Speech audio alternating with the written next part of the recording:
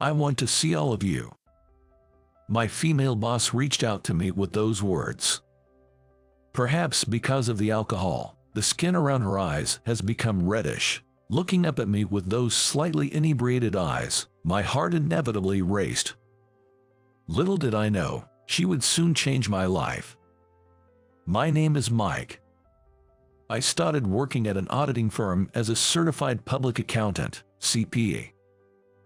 Being a CPA is considered one of the toughest qualifications, right behind becoming a doctor or lawyer.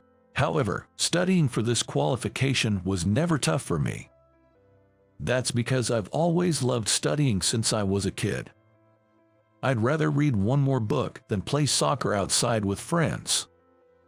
At the auditing firm, I was involved in auditing major corporations and large businesses. It's a high-pressure job where there's no room for errors, but I found it rewarding. The harder you work, the more recognition you get. There's also a chance for promotions and raises, so it's a competitive environment where my colleagues and I would always strive to improve. I loved studying, but I wasn't just a bookworm. I valued my communication with colleagues. I had no complaints about the job or the people I worked with. It was a kind of job where I'd imagine of staying for years and years. So, I never thought I'd be envied by my colleagues. Among my peers, I was considered a fast-rising star. My boss used to say I was competent and had earned a lot of trust from those around me. They were excited about my future. But maybe that was the problem. One of my trusted peers pinned a significant mistake on me. I desperately tried to explain myself, but neither my boss nor my colleagues believed me. At that moment, I felt more despair than shock. The people I trusted, I thought they trusted me too, started pointing fingers at me the moment the mistake came to light. I lost faith in everyone and decided to resign. On my last day, I confronted the colleague who'd framed me. When I asked him why he claimed it was my mistake, he just smirked, saying I was too good at my job and too well liked by our supervisors. I was in the way of his own career advancement.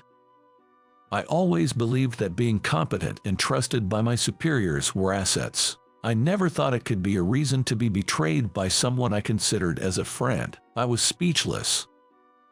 After that, I joined a small CPA firm. The atmosphere here is much more scaled down to my previous job.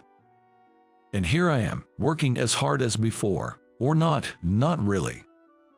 If I gave it my all and faced a betrayal again, I don't think I'd ever recover.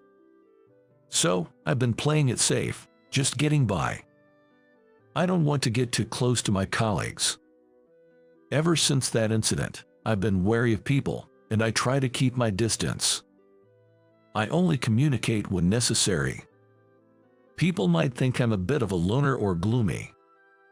But then, I was assigned to go on a business trip with my beautiful boss, Catherine. Something really challenging happened during the trip. That day, we had a meeting with the client that ran late into the evening. We even had the dinner collectively, which ended up being filled with work discussions. By the time we got to the hotel, it was past 9 p.m. At the hotel front desk, we were told we had only one double room booked for both of us. In our company, the admin staff handles travel arrangements, including booking a hotel. There must have been some mistake, but sharing a room with a female colleague was not okay. When we asked if there were any other available rooms, they offered us a connecting room. 2 separate rooms, but with a door in between that allows you to enter without getting out to the corridor. Catherine might feel uncomfortable with that setup. I'll go look for another hotel. Please stay here without any worries. It's already late at night, and it's practically a private room because it has a door. Let's just stay here. Given that it's the weekend and I heard that most hotels around the area are usually booked up, Catherine and I decided to just stay in this connecting room. That night, we ended up having a drink and chatting. I've been out drinking with her, but those times were as a group, with other colleagues. It was my first time drinking one-on-one. I was a bit nervous drinking with my boss, but Catherine may have felt that and helped ease the tension with some light-hearted conversation, which was really nice. After a few drinks, with a slight buzz, she looked at me and said, "You act like you're not competent, but you're really quite talented, aren't you?" I felt exposed and looked straight at her. There was no stern, hard-working boss that I had known. Instead, it was a slightly tipsy Catherine with reddened eyes that made her look even more charming than usual. She then reached out and started patting my head, saying, "You really are a smart cookie, aren't you?" Looking up at her, I couldn't help but feel my heart race. However, soon after, Catherine said, "Maybe it's time to call it a night," and went back to her room. I couldn't stop thinking about the alluring version of Catherine that I saw after she had a few drinks. For a while, I just couldn't sleep. Thinking about her sleeping just beyond this wall made my heart race, and I ended up having another drink to help me sleep. The next day, I wasn't sure about how to approach her, but it turned out Catherine didn't remember much from when she was drunk. It was a mix of relief and a tad bit of disappointment.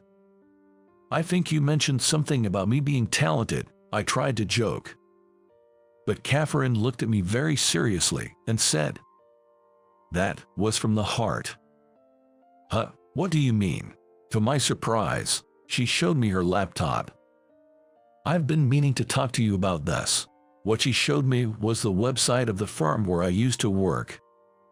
The audit firm I used to work at is considered one of the biggest in the industry, often said to hire only the best. Catherine had been curious ever since she saw the name of the company on my resume. When I was asked about my career before coming here, I usually lied saying that I worked at a small audit firm. She probably figured I didn't want it known that I worked at a big firm, so she didn't ask further about it. "You wouldn't have worked there if you were incompetent. Plus, one of my friends from college works there. She said you were a rising star. Any truth to that?" I froze at her words. Who is this college friend of hers? And how much did she get to know about my time there? Does she also know about how I was betrayed, trusted by no one, and eventually resigned? Seeing my distraught face, Catherine was quick to assure me. I must have had a pretty rough look on my face. "I didn't ask her why you resigned. I figured you didn't want it to be known to the people at our company." She didn't want to spill the beans either, but I've been curious. To be honest, I was torn about whether or not to tell her. My past about being envied without realizing it, fully trusting my colleagues, and having no one believed in me are the things I am still ashamed of. I rather keep it hidden just to myself. I don't want to push you to tell me. It might sound like a bossy order, but I do think that work would be more enjoyable if you relaxed a little. I was just thinking if there's anything I can help you with, I am here for you. Despite her kind words, I couldn't bring myself to speak. Sensing my hesitation, Catherine said, "You can talk to me whenever," and tried to change the topic. I was relieved, but also began to wonder if it was okay to keep running away from my past. It's easy to go on pretending to be incompetent. But part of me longed to once again experience the joy of thriving in my job. For that, I couldn't keep running from and lying about my past forever. I remembered Catherine from the previous night, patting my head while she was tipsy. The boss patted my head was slightly drunk. Remembering it feels embarrassing, but her touch was comforting. I felt a sense of security, like she was there to protect me. I could tell she wasn't just talking to me out of mere curiosity, but genuinely cared about me. I thought maybe this was my chance to move on from my past. There's still time before hotel checkout. I stopped Catherine. It's kind of embarrassing, but could you listen to me?" At my words, Catherine brightened her expression. Her smile gave me a boost, and, well, as a man, it got to me. I thought I'd be nervous, but maybe it was thanks to the hot coffee Catherine got for me. I was able to talk about my past more at ease. Being betrayed, resigning because no one believed in me. Catherine just listened, without interrupting me. I know it's weird for me to say this, but I think I've grown up being pretty good at study and work, but I guess I wasn't great at building relationships. So, in my current job, I pretended to be incompetent so I wouldn't get hurt again. If I got betrayed, it'd hurt, so I tried not to get too involved with anyone. I'm kind of a coward. I'm just that kind of guy. When I finished talking, Catherine started pointing out all my flaws. You're really good at planning and doing your work on time, always punctual and never cutting corners, but sometimes you skip lunch, right? The person at the next desk was worried about you.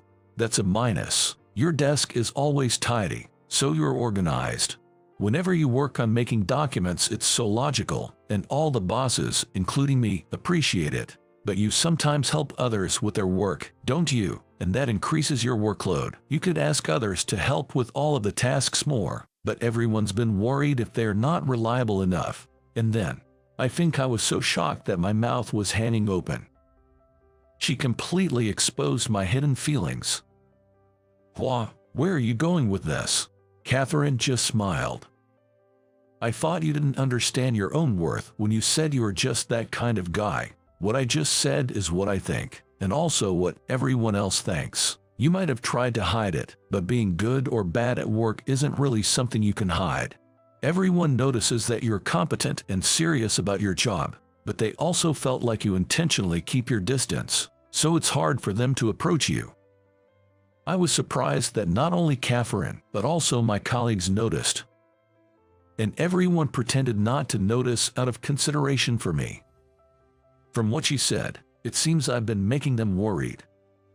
You should trust those around you more. Maybe in your previous job, no one believed in you, but maybe it's different at this job. Isn't it up to you, Mike? Everyone might be waiting for you to tear down that wall. Knowing that everyone sees both my strengths and weaknesses made me feel assured, like a weight lifted off my shoulders. Everyone has been watching me, haven't they? I mumbled to myself. Catherine laughed. You're just realizing that now. Everyone has always recognized your abilities and wanted to get along with you. You should be more confident in yourself. You'll enjoy work more if you do. I was glad I came on the strip with Catherine. I really felt that. For the first time since I resigned, I felt that I wanted to get close to everyone at work and contribute to the team. After that, I stopped being so pessimistic, thinking no one would trust me. I began to communicate more actively with my colleagues and started to propose some feedbacks for projects. Thank you for your support. I appreciate your work. Such words began to fly between me and my colleagues. I felt joy each time such exchange of kind words happened, and the trust between me and my colleagues started to grow. Being able to work with excitement again felt truly wonderful. One day, embezzlement was discovered at a certain company. It was a company our office had audited. The CEO was a nice, friendly guy, but he was tearfully wondering if he had to shut down his company. We wanted to help him, so we voluntarily discussed with him and advised what he could do for company management and internal reconstruction. I took the lead in that. I thought I could make use of what I've studied and my past experiences. With our help, the CEO managed to keep his business afloat. Of course, I was glad that the company and employees didn't have to lose their means of livelihood, but more than that, I became interested in management consulting. It was one of the things I wanted to try since I decided to become a CPA. As I studied more and gained experiences, I felt more confident. Encouraged by my colleagues and Catherine, I decided to start my own consulting firm. At first, most of my clients were people introduced to me by Catherine and the CPA firm I worked at. I truly have nothing but gratitude for everyone. Even after leaving the company, we still talk about what's going on in our industry regularly, and sometimes we meet up for drinks outside of work. Around the time the company got on track, I told Catherine about my feelings for her. It took me 5 years after meeting Catherine to finally muster the courage to confess. Truth be told, I've been attracted to her since that business trip. But after that, work was so fun, and I eventually went independent. I thought I'd confess once my business stabilized. But I felt there was a good chance with my confession. After going independent, I went out to eat with Catherine more often. And judging by her expressions and behavior during those times, I thought maybe I stood a chance. But when I finally confessed, Catherine looked down, seeming a bit shy. It seemed she was concerned about the age gap, which is about 10 years. She's so confident at work, but becomes a bit timid outside of it. I found that side of her endearing. So, just like she told me so many of my strengths during the business trip, I took the opportunity to tell her all the great things about her. I wanted to show her that age doesn't matter. And at the end, I told her, please have confidence in yourself. At that, Catherine gave a soft chuckle. She might have remembered telling me to have confidence in the past. And of course, her response to my confession was a yes. Thank you. It makes me feel shy a bit, but I'm looking forward to this new chapter with you. I understand that there might be times when Catherine feels a bit insecure. But during those times, I hope we can always believe in each other, acknowledge our strengths, and remind each other to have confidence. That's the kind of relationship I desire.